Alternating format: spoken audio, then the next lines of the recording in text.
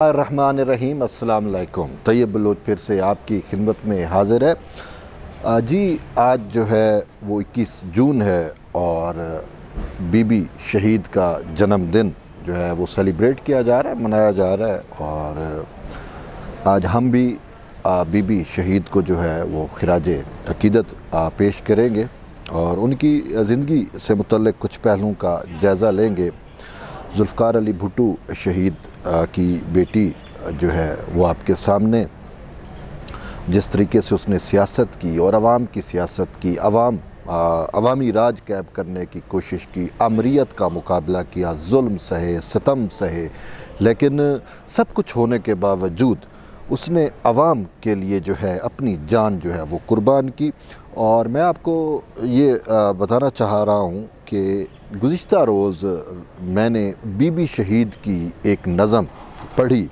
यानी कि वो नज़म अंग्रेज़ी में थी जो बीबी शहीद ने ख़ुद लिखी और बहुत बड़ी नज़म है, यानी कि काफ़ी लेंथी नज़म है। तो वो नज़म पढ़ने के बाद मैं इस चीज़ पर मजबूर हुआ सोचने पे कि बीबी शहीद के पास न सिर्फ विज़डम थी बल्कि अक़ल, दानिश, हिकमत जो है वो उसमें कूट कूट कर भरी हुई थी। बीबी शहीद उस नज़म में जहाँ पे मकरान, मुल्तान, आम आवाम लोगों की जो दुख दर्द और ख़ास कर ये जो आज एक कंसेप्ट है कि दो नहीं एक पाकिस्तान, तो ये सारी चीज़ें जो है वो बीबी ने अपनी उस नज़म के अंदर उसका अहाता किया हुआ था। क्योंकि एक डिक्टेटर के दौर के अंदर बीबी शहीद ने वो नज़म लिखी थी, गालिबन परवेज़ मुशर्रफ के दौर हुकूमत में, जब वो एग्ज़ाइल में थी, यानी कि बैरून मुल्क जब वो जला वतन थी, तो उसको जो वतन की याद आती थी, अपनी आवाम की याद आती थी, आवाम के जो दुख थे, उनकी जो गुर्बत थी, इन सारी चीज़ों ने बीबी शहीद को मजबूर किया या उसके ये सारी चीज़ें जो है मुहर्रिकात बनी कि बीबी शहीद ने वो नज़म लिखी। और मैं उसका आपको ये क्रक्स ही बता रहा हूँ। और लेकिन उसमें उसने उम्मीद भी ज़ाहिर की, उन्होंने कहा ये डार्कनेस, ये अंधेरा जो है ये छट जाएगा, ये आमरीत ख़त्म हो जाएगी, ये जो दो पाकिस्तान बने हुए हैं कि एक गरीब जो है वो रिटायर, उसकी पेंशन में इजाफ़ा नहीं होता रिटायरमेंट के बाद, लेकिन एक फ़ौजी जो है वो रिटायर होने के बाद भी अवामी ओहदे या सरकारी ओहदे दोबारा ले लेता है और डबल पेंशन देता है। ये आपके सामने सब की सारी बातें हैं और किस तरीके से वो जो है पाकिस्तान की आवाम की विल को जो है वो डैमेज कर रही हैं, किस तरीके से इलेक्शन चोरी किया जाता है, ये सारी बातें बीबी शहीद ने जो है वो अपनी उस नज़म में लिखी। लेकिन इसके साथ मैं आपको ये भी बताना चाह रहा हूँ कि बीबी शहीद का कहना था कि कोशिशें हो रही हैं जिस तरीके से उन्होंने कहा, लेकिन उन्होंने कहा कि मैं वतन वापस आऊँगी और वो फिर आई भी सही। लेकिन बीबी शहीद की एक अहम बात जो मैं आपको बताना चाह रहा हूँ कि बीबी शहीद ने कहा कि मेरे खून से जो है वो तब्दीली आएगी। ये एक बड़ी अहम बात है, समझने की बात है कि बीबी शहीद का कहना था और ऑन द रिकॉर्ड उसकी ये बात है कि मेरे खून से, मेरे ब्लड से जो है वो पाकिस्तान के अंदर तब्दीली आएगी। और फिर हमने देखा कि बीबी शहीद जब वतन वापस आई, उनको थ्रेट किया गया, उनको डराया गया, धमकाया गया। सिर्फ ये नहीं बल्कि उनको जान से पहले मारने की भी कोशिश की गई। सानिया कारसाज आपके सामने है कि जब बीबी वतन वापस लौटी तो गरीब आवाम जब अपनी बीबी के लिए, अपनी रहनुमा के लिए बड़ी तादाद में निकले तो किस तरीके से एक बम जो है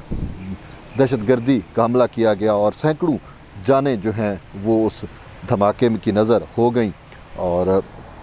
इसके बावजूद बीबी जो है वो घर में नहीं बैठी। अगर वो चाहती सियासत छोड़ सकती थी, लेकिन उनका ख़ुद कहना है कि आवाम का दर्द है और साथ साथ कि मुझे मेरे शहीद बाबा ने ये आवाम,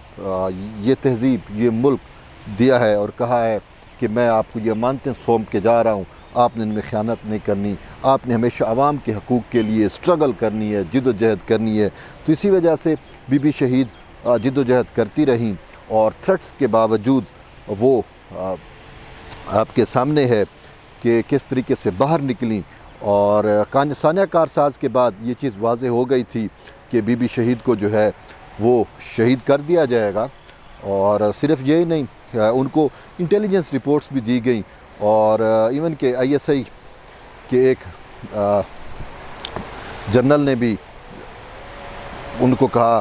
कि आप जो है वो अपनी अवामी मसरूफियात तर्क कर दें, आपकी जान को ख़तरा है। तो बीबी ने कहा कि नहीं, इन्हीं प्रॉक्सियों के ख़िलाफ़, इन्हीं दहशतगर्दों के ख़िलाफ़ ही तो मेरी जंग है। मैं किस तरीके से जो है वो सरेंडर कर सकती हूँ, मैं ख़ामोश होकर बैठ जाऊँगी तो आवाम का क्या बनेगा। मैंने कहा इसी वजह इनके ख़िलाफ़ मेरी फ़ाइट है, तो मैंने लड़ना है और लड़ूँगी। और फिर हमने देखा कि किस तरीके से लियाकत बाग के अंदर उनको दिसंबर में शहीद कर दिया गया। लेकिन मैं यहाँ पे जो बताना चाह रहा था कि बीबी की शहादत की वजह से, बीबी की कुर्बानी की वजह से पाकिस्तान में एक रियल तब्दीली आई, एक अवामी तब्दीली आई, जो बीबी ने, जिसकी ख़ुद पेशेन गोई की थी कि मेरी मौत के बाद या मेरी मौत से, मेरे खून से एक तब्दीली आएगी। और हमने देखा वो तब्दीली आई। और उसके बाद बीबी की शहादत के बाद पाकिस्तान के अंदर ये जो जमहूरियत है ये थोड़ी सी पनपी, ये फैली, ये फूली। और हमने देखा कि किस तरीके से पाकिस्तान पीपल्स पार्टी की हुकूमत ने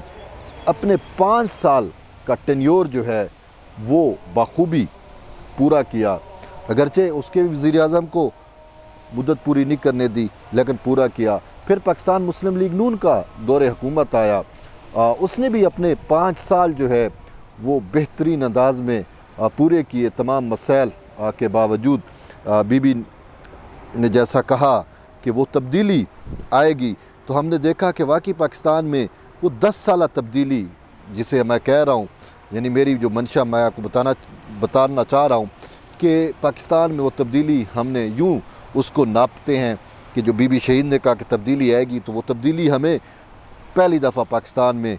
10 साल का डेमोक्रेटिक टेन्योर जो है वो पूरा हुआ। और फिर उसके बाद जो प्रोपरेटर्स हैं जिनके बारे में बीबी ने कहा था कि ये अवाम का मैंडेट चोरी करते हैं, अवाम के मैंडेट पे डाका डालते हैं और इनका मकसद अवाम का इस्तेसाल है, ये अवाम की जो है मंशा के ख़िलाफ़ काम करते हैं। तो उन्हीं प्रोपरेटर्स ने फिर देखा कि यार अगर यही कुछ रहा तो इस मुल्क में तो फिर अवामी राज होगा, क्योंकि जो जमहूरियत मजबूत होगी, अवाम मजबूत होगी। तो उन्होंने वो जो बीबी शहीद के खून से तब्दीली आई, उस तब्दीली का रास्ता, यानी जो हकीकी तब्दीली थी उसका रास्ता रोकने के लिए एक झूठी तब्दीली का बयाना भी घड़ा। और वो इमरान ख़ान की सूरत में अवामी मैंडेट चोरी करके वो तब्दीली जो है झूठी तब्दीली, जो हकीकी तब्दीली थी, उसको उन्होंने झूठी तब्दीली से रिप्लेस किया। और तकरीबन 4.25 साल हमने उस तब्दीली का भी मज़ा चखा, इमरान ख़ान की उस झूठी तब्दीली का। और हम देखते हैं कि किस तरीके से इस मुल्क की सियासत से लेकर इस मुल्क की अखलाकियात तक, इस मुल्क की तहज़ीब, सब का जो है वो जनाजा निकाल दिया गया इन 4.25 सालों में। और फिर सिर्फ यही नहीं कि बहरहाल वो तबाही जो है वो आपके सामने है और उस पर मैं मज़ीद बात नहीं करना चाह रहा, लेकिन ये 4.25 साल बड़े कुर्ब में गुज़रे, न सिर्फ अवाम के बल्कि अवामी स्टेक होल्डर जो हैं, जो सियासतदान हैं, जो पोलिटिकल पार्टीज़ हैं, उन सब के ये जो 4.25 साल का वक्त है झूठी तब्दीली का, जिसको जो बीबी की शहादत के बाद जो रियल तब्दीली आई थी उसको जो रिप्लेस किया गया इमरान ख़ान की झूठी तब्दीली से, उस झूठी तब्दीली ने अब रियासत की जब जड़ें खोखली की और उस तमाम जो दूसरे पॉलिटिकल स्टेक होल्डर हैं वो अटैम्प्ट करते रहे, लेकिन जो रियासत के प्रोपराइटर्स हैं वो उनकी हर अटैम्प्ट को, हर सियासी चाल को नाकाम बनाते रहे इस झूठी तब्दीली की हक़ में। लेकिन हर चीज़ का वो कहते हैं ना एक वक्त होता है, और फिर हम देखते हैं कि वही प्रोपराइटर्स अपने आप को न्यूट्रल करते हैं। और फिर बीबी शहीद के ही जो जिनसे बीबी शहीद से जिन्होंने सियासत सीखी, आसिफ अली जरदारी जो उनके शोहर भी हैं, उन्होंने जो है वो फिर एक तब्दीली लेके आए वही तब्दीली जो बीबी शहीद के खून से आई थी, जिसका सफ़र रोक दिया गया था झूठी तब्दीली से, फिर उसी तरीके से उसी अवामी मंशा के ज़रिए उन्होंने पार्लियामेंट के ज़रिए इस झूठी तब्दीली वाले इमरान ख़ान को जो है वो उठाकर बाहर फेंका और फिर एक नई हुकूमत जो है कौमी इत्तेहादी हुकूमत आप इसे कह सकते हैं, उसको जो है वो इक़्तिदार या अनाने इख्तियार दिया। और अब मामलात हमें नज़र आ रहे हैं कि कुछ बेहतरी की तरफ जा रहे हैं। लेकिन इस सारे सिनेरियो के अंदर बीबी शहीद के जो बेटे हैं बिलावल भुट्टो ज़रदारी, वो उन्होंने जो अपने वालिद से तरबियत हासिल की, जो उन्होंने अपनी वालदा से तरबियत हासिल की, और फिर उनके लिए जो रहनुमाए असूल ख़ुद उनके नाना जुल्फ़िकार अली भुट्टो छोड़ के गए, तो वो उनसे सीख भी रहे हैं और उसको सियासत के अंदर इम्प्लीमेंट भी कर रहे हैं। अवामी मंशा के लिए वो स्ट्रगल भी कर रहे हैं। और इस वक्त तो वो वज़ीर ख़ारजा का अहम कलमदान जो है वो उनके पास है। और हम देख भी रहे हैं कि किस तरीके से रियासत पाकिस्तान को आलमी महाज पर वो कामयाबियों से हमकिनार कर रहे हैं। तो ये वो चीज़ है जिसका आज हम अहाता कर रहे हैं या करने लगे हैं कि किस तरीके से बीबी शहीद ने पाकिस्तान के अंदर अपना खून देकर एक तब्दीली की बुनियाद रखी थी, और फिर वो तब्दीली किस तरीके से उसको हैक किया गया, उसको फिर स्टॉप करके रिप्लेस किया गया एक झूठी तब्दीली के ज़रिए। लेकिन अब फिर से हमें उम्मीद है कि चूँकि बिलावल भुट्टो ज़रदारी बहुत ज़्यादा मैच्योर हो चुके हैं, और फिर उनके वालिद